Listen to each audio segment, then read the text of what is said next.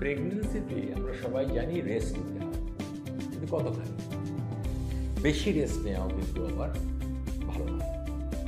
কারণ যদি আননেসেসারি বেশি রেস্ট নেওয়া হয় তাহলে অবশ্যই শরীরের ফিটনেস কমে যাবে। এমনি প্রেগনেন্সিতে ইউট্রাসের মধ্যে বাচ্চাটা বাড়ছে, তার একটা ওজন বাড়ছে, সেজন্য শারীরিক একটা অস্বস্তি, কোমরে পিঠে ব্যথা, এগুলো স্বাভাবিক। কিন্তু যদি অত্যধিক রেস্ট নিই তাহলে আমাদের মাসল অ্যাক্টিভিটি কমে গেল এবং ওজনও বেড়ে যাচ্ছে। দুয়ে মিলে কিন্তু আরও শারীরিক আনফিট হয়ে যাওয়া, কোমরে বা মাসল পেন হওয়া। আমরা বলি 10 ঘন্টা 24 ঘন্টার মধ্যে রেস্ট নিতে হবে প্রেগনেন্সিতে। আইডিয়ালি 8 ঘন্টা রাত্রে আর 2 ঘন্টা দুপুরে। যারা অফিসে কাজ করেন তাদের বলবো রাত্রে 8 ঘন্টাটা কিন্তু মেনটেন করা দরকার। দুপুরে 2 ঘন্টাটা হয়তো তাদের পক্ষে শুয়ে রেস্ট নেওয়া সম্ভব নয়। অন্তত 1 ঘন্টা সমস্ত কাজ থেকে বিরত থেকে চেয়ারে একটু বডিটা রিল্যাক্স করে হেলে রেস্ট নেওয়া উচিত।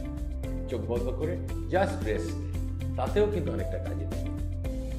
কিন্তু তার পাশাপাশি কিছুটা ফিজিক্যাল অ্যাক্টিভিটি খুব প্রয়োজন। যেমন একটু সকালে বা বিকেলে মর্নিং বা ইভিনিং ওয়াক।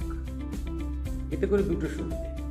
এক হচ্ছে এই চলাফেরা ফিজিক্যাল অ্যাক্টিভিটির মধ্যে থাকলে তাদের মাসল পেন কম হবে এবং তাদের ব্যাক পেনগুলোও কিন্তু অনেক কম হবে, ফিজিক্যালি ফিট থাকবে।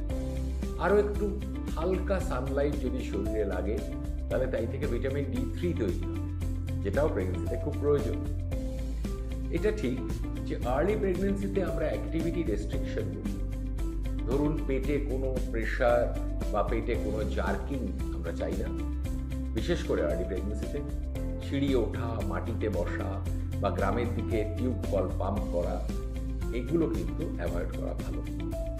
আবার পরিণত মাসে গিয়ে ধরুন 36 সপ্তাহের পর আমরা আরও কিছু কাজ থেকে বিরত হতে বলি।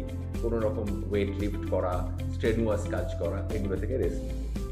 কিন্তু তার মানে এই নয় যে সারাদিন সে অত্যধিক রেস্ট নিচ্ছে। তার কুফলগুলো আমরা আলোচনা করলাম। সেই জন্য আমাদের একটা ব্যালেন্স আনতে হবে। যে কিছুটা ফিজিক্যাল অ্যাক্টিভিটি দরকার, অনেক ব্যায়াম আছে, হ্যান্ড এক্সারসাইজেস, কিন্তু সেগুলো নিজে না করে কোনো একজন স্পেশালিস্টের তত্ত্বাবধানে করতে হবে। হ্যান্ড এক্সারসাইজ করলে পরবর্তী সময় ডেলিভারি, বিশেষ করে নর্মাল ডেলিভারির সময় এবং নর্মাল ডেলিভারির পরে মাসল ল্যাক্সিটি অ্যাক্টিভিটিস এগুলো অনেক ইমপ্রুভ করে। সেই জন্য রেস্টও পরিমিত, আবার অ্যাক্টিভিটিও তার পাশাপাশি।